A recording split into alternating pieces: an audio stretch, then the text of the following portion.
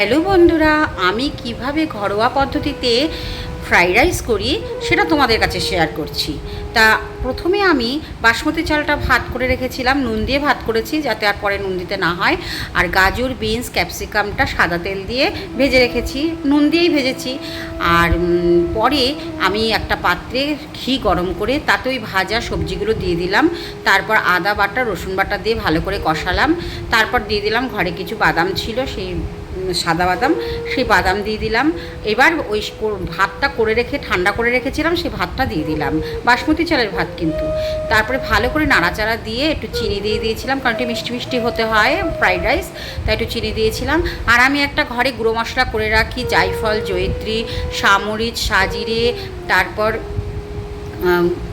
গরম মশলা, তেজপাতা সব কিছু দিয়ে ভেজে, শুকনো খোলায় ভেজে আমি গুঁড়ো করে রেখে দিয়েছি, ওই মশলাটা আমি দিয়ে দিলাম।